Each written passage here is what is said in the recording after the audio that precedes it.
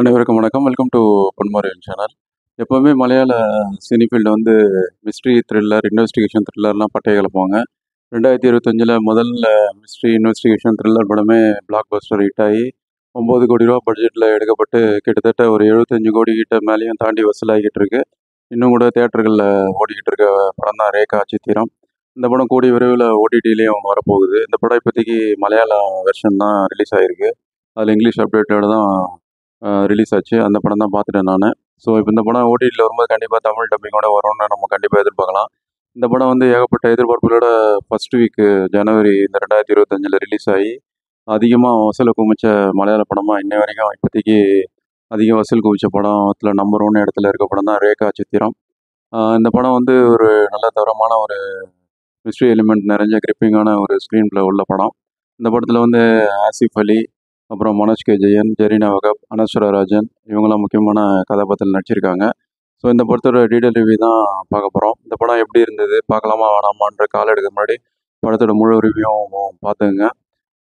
So வாங்க விமர்சனத்துக்குள்ளே போகலாம். படத்தோட கதை என்னென்னா, ஆசிஃப் அலி வந்து ஒரு சஸ்பென்ஷனில் இருக்கிறாரு. ஏன்னா அவர் ஆன்லைனில் நம்பிக்கை மாட்டம் ஆடி அதில் வந்து போலீஸில் மாட்டிக்கிறாரு. அவரும் ஒரு போலீஸ் ஆஃபீஸர் தான். அது டிபார்ட்மெண்ட் மூலம் நடவடிக்கைப்பட்டு சஸ்பென்ஷனில் இருக்கார். அப்போ வந்து அவரை வந்து ஒரு கிட்டத்தட்ட ஒரு ரிஸ்க்கான இடம் மாதிரி தண்ணியில் கண்ணாமூல சொல்கிற மாதிரியான ஒரு இடத்துக்கு ட்ரான்ஸ்ஃபர் அடிச்சிடுறாங்க. அங்கே வந்து கொஞ்சம் மலக்காப்பாரா அப்படின்னு சொல்கிற ஒரு இடம், மலக்காப்பாரா அந்த இடத்துக்கு ஒரு ட்ரான்ஸ்ஃபர் வாங்கி போகிற அன்றைக்கே அங்கே கொஞ்சம் ரிஸ்க்கான இடம், அது மலைப்பாங்கான பகுதி. அது அந்த ஏரியாவில் அடிக்கடி பிரச்சனை வரும்னு அவர் அங்கே ட்ரான்ஸ்ஃபர் பண்ணியிருப்பாங்க. டியூட்டியில் ஜாயின் பண்ண அன்றைக்கே வந்து சித்திக் அவர்கள் வந்து ஒரு ஃபேஸ்புக்கில் வீடியோ கால் போட்டுட்டு வயசான தோட்டத்தில் இருக்கார். அவர் சொல்கிறாரு, இது மாதிரி ஒரு 1985ல் ஒரு கிட்டத்தட்ட 40 வருஷம் முன்னாடி ஒரு அவர் இந்த மலங்காப்பாறை காட்டுப்பகுதியில் போயிட்டு தான் அந்த லைவ் போடுறாரு, ஃபேஸ்புக் லைவ். அதில் சொல்கிறாரு, இந்த மாதிரி நானும் கூட ஒரு 3 பேர் சேர்ந்து ஒரு பொண்ணை வந்து இதோ இடத்துல தான் உயிரோட புதைச்சோம். நான் இப்போ இருப்பேனா இல்லையான்னு தெரியாது. என்னோட இறப்புக்கு அப்புறம் அதை நீங்கள் தோண்டி பார்த்தீங்கன்னா அது கிடைக்கும். எனக்கு மனசாட்சி ஒத்துச்சு, அதனால் நான் வாழ பிடிக்கல, வசதியானவனாக இருக்கேன், இருந்தாலும் நான் இறந்துறேன்னு சொல்லி அவரே வந்து ஒரு ரைஃபிள் வச்சு சுட்டுக்கிட்டு தற்கொலை பண்ணிட்டு இறந்துடுறாரு. அவர் கொஞ்சம் வசதியானவர் தான். அது அப்போ வந்து இந்த கேஸ் வந்து அந்த ஸ்டேஷனில் சார்ஜ் எடுத்திருக்க ஆசிஃப் அலிக்கு வருது. அவர் வந்து அந்த இடத்த தோண்டுறதுக்காக பர்மிஷன் வாங்கி தோண்டி பார்க்கும்போது அங்கே எலும்புக்கூடு கிடைக்குது. அந்த சித்திக்கு சொல்லிட்டு இறந்து போன, சூசைட் பண்ணிக்கிட்டு துப்பாக்கிகளை சுட்டுக்கிட்டு இறந்த அந்த இடத்த தோண்டி பார்த்த உடனே கண்டுபிடிச்சிடுறாங்க அந்த மலைப்பாங்கான பகுதியில். அந்த டெட் பாடி ஒரு பொண்ணோட டெட் பாடின்னு கண்டுபிடிக்கிறாங்க. அதுக்கு பின்னாடி இருக்க மர்மம் என்ன, அது 40 வருஷம் முன்னாடி உள்ள கேஸை தோண்டி துருவி எடுத்து அதில் இன்வால்வ் ஆனவங்கள வந்து கைது செஞ்சாங்களா இல்லையா, அது என்னாச்சுங்க அப்படிங்கிறத பரபரப்பாக சொல்லதான் மிச்ச கதை. சித்திக் வந்து இறக்கும்போது அந்த 3 பேர் யாருன்னு சொல்லிட்டு தான் இறந்துடுவார். அதில் முக்கியமான ஒரு புள்ளியாக இருக்கவரும் அதில் இன்வால்வ் ஆகிருப்பார். அன்றைக்கி ஒரு வந்து பிக் ஷாட் அந்த ஏரியாவில் இப்போ தொழிலதிபராக மிகப்பெரிய கோடீஸ்வரர், அவரும் அதில் இன்வால்வ் ஆகிருக்காருன்னு தெரிஞ்சோன்னா கேஸ் வந்து பரபரப்பாயிடுது. ஸோ அதுக்கப்புறம் என்ன நடந்தது, இது வந்து ஆசிஃப் அலி கண்டுபிடிச்சாரா இல்லையா, அதுக்கப்புறம் நடந்த மர்மங்கள், 40 வருஷத்துக்கு உண்டான மர்மங்கள் என்ன, அந்த டெட் பாடி யாரோடது, அவங்களோட பின் கதைகள் என்ன அப்படிங்கிறத பரபரப்பாக வந்து சிறப்பான கிரிப்பிங்கோட உள்ள ஸ்க்ரீன் பிளே சொல்கிறது தான் பேலன்ஸான மிச்ச கதை. இனி படத்தோட ப்ளஸ் பாயிண்ட்ஸ் பார்க்கலாம். படத்தோட ப்ளஸ்ன்னு பார்த்தா, இந்த படம் வந்து கிரிப்பிங்கான ஸ்க்ரீன் பிளே இருக்குன்னு சொன்ன மாதிரி மிஸ்ட்ரி எலிமெண்ட்டை வந்து ஹோல்ட் பண்ண விதம் நல்லாவே இருக்குது. ஸ்டார்டிங்லேருந்து எண்டு வரைக்கும் நல்லாவே கொண்டு போயிட்டாங்க. படத்தோட ஆரம்பத்திலே நம்ம வந்து யூகிக்க முடியும், இன்னார் தான் வந்து கொலை பண்ணியிருப்பாங்க. அந்த ஒரு ஒரு அந்த கிடைச்ச அந்த டெட் பாடியை இவர் தான் பண்ணியிருப்பார் நமக்கு தெரிய வந்துடும். இருந்தாலும் அவங்க எதனால், என்ன மோட்டிவு, அது கூட இருந்தவங்க யாருன்னு சொல்லி அதை வந்து அந்த முடிச்செல்லாம் கிளைமேக்ஸில் விழும்போது நல்லாவே இன்ட்ரெஸ்டாகவே இருந்தது. ஃபர்ஸ்ட் ஹாஃப் கிட்டத்தட்ட விறுவிறுப்பாக போகும். செகண்ட் ஹாஃபில் தான் கொஞ்சம் முன்னப்பின்ன இருந்தாலும் ஓரளவுக்கு நல்லாவே கொண்டு போயிட்டாங்க. எந்த இடத்துலையும் போர் அடிக்காமல் நேர்கோட்டில் கொண்டு போயிட்டாங்க. அதுக்காக இயக்குனருக்கு நம்ம பாராட்டுகளை தெரிவிச்சுக்கலாம். ஜேஃபின் ஜேக்கப் தான் படத்தை வந்து இயக்கியிருக்காரு. அவருக்கு நம்ம பாராட்டுகளை தெரிவிச்சுக்கலாம். அது இல்லாமல் இந்த படத்தில் வந்து ஒரு முக்கியமான ஒரு விஷயம் என்னென்னா, 1985ல் மம்முக்காவும் மெகாஸ்டார் மம்முக்காவும் சரிதா அவர்கள் நடித்து காதோரம் காதோரம் படத்தில் வந்த ஒரு இன்சிடெண்ட்டை வச்சு தான் இந்த படத்தையே வந்து முடிச்சு போட்டிருப்பாங்க. அது நல்லாவே இருக்கும். அதுலேயே வந்து தேவதூதன் பாடி தேன்கி நாவில் அப்படின்னு சொல்லி ஒரு மெலடி பாட்டு, அந்த பாட்டை வந்து இந்த படத்துலேயும் 2, 3 மாண்டேஜ் மாதிரி கொண்டு வந்திருப்பாங்க. அதுவும் நல்லாயிருக்கும். ஸோ அந்த ஒரு ட்விஸ்ட்டை வச்சு கொண்டு போயிருப்பாங்க. படம் பாருங்கள், உங்களுக்கு புரியும். அது நல்லாவே இருந்தது படத்தில்.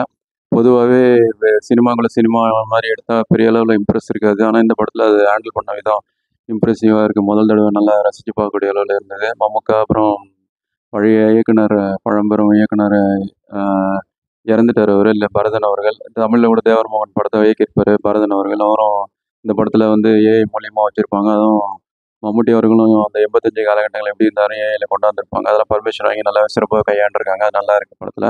அது பாருங்க அந்த சர்ப்ரைஸ் நல்லாவே இருக்கும். அது இல்லாம படத்துல முக்கியமான கேரக்டர்ல ஆசிஃப் அலி. அவர் வந்து இந்த மாரி அ இன்ஸ்வி இன்வெஸ்டிகேஷன் போலீஸ் கேரக்டர்லாம் நல்லாவே பண்ணுவாரு. அவருக்குன்னே டெய்லர் மேடான கேரக்டர் நல்லாவே சிறப்பாவே பண்ணியிருக்காரு.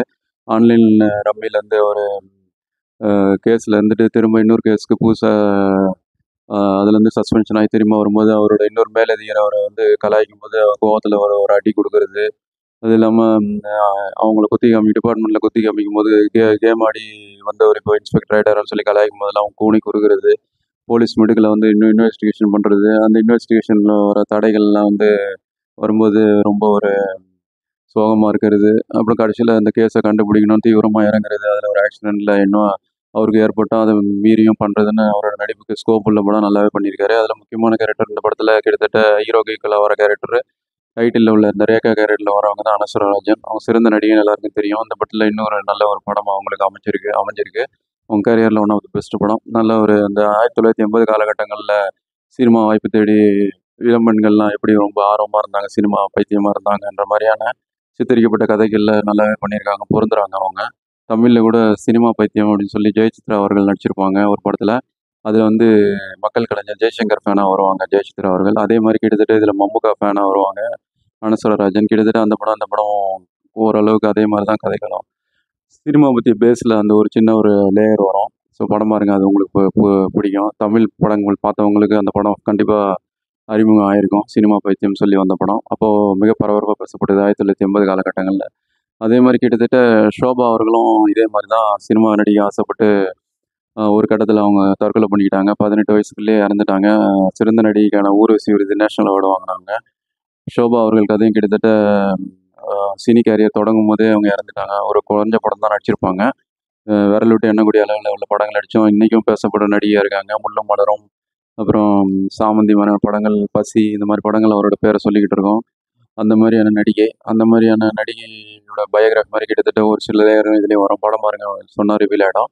அது இல்லாம படத்துல முக்கியமான கேரக்டர்ல சீனியர் நடிகர்கள் சித்திக், இந்திரன்ஸ், ஜெகதீஷ், மனோஜ் கே ஜெயன், ஜெரீனா வகாப் இவங்கலாம் அவங்களோட கேரக்டர்ல ஜஸ்டிஃபை பண்ணி படத்துக்கு பலம் சேர்க்குறாங்க. அவங்கள நம்ம பாராட்டுகள தெரிவிச்சுக்கலாம். சின்ன சின்ன கேரக்டர் படம் நல்லா பண்ணியிருக்காங்க. மஜித் தான் இந்த படத்துக்கு மியூசிக் பண்ணியிருக்காரு. 2 பாடல்கள் நல்லாயிருக்கு. ஆரம்பத்துல ஒரு பாட்டும், கிளைமேக்ஸ் முன்னாடி கன்னியாகுமரியில ஒரு பாட்டுமே நல்லாவே மியூசிக் பண்ணியிருக்காரு. பிஜிஎம்மும் நல்லா அந்த படத்துக்கான அந்த ஒரு சஸ்பென்ஸ் எலிமெண்ட்ட வந்து ஹோல்ட் பண்ற விதத்துல நல்லாவே பண்ணியிருக்காரு. ஒரு பாராட்டுகள் தெரிவிச்சுக்கலாம். கேமராவும் அந்த கேரளாவோட அழகியல், அந்த மலப்புறம் மாரியான அந்த மலைப்பகுதிகள்ல மலங்கப்பாறா அப்படிங்கிற இடத்துல உள்ள லொகேஷன்ஸ்லாம் நல்லாவே தேடி தேடி கேமரா நல்லா ஆங்கிள்லாம் நல்லாவே பண்ணியிருக்காங்க. கேமராமேனுக்கு பாராட்டுகள தெரிவிச்சுக்கலாம். படம் ஆஹா ஓஹோன்னா சில விஷயங்கள் எனக்கு மைனஸா பட்டுச்சு. அது என்னன்னா, சின்ன சின்ன விஷயங்கள் தான் பிரச்சனைப்படுது. என்னன்னா, ஃப்ளாஷ்பேக் வந்து கிட்டத்தட்ட 30, 35 நிமிஷம் காமிச்சிருக்காங்க. அது 10 நிமிஷம் ட்ரிம் பண்ணிட்டு 20 நிமிஷமா காமிச்சிருக்கலாம். அந்த படம் ஷூட்டிங் ஸ்பாட் காமிக்கிறேன்னு சொல்லி அதில கதைகள் நகர்றது கொஞ்சம் இன்னும் கொஞ்சம் லேகிங்கா இருக்கு. அத கொஞ்சம் பார்த்துருக்கலாம்.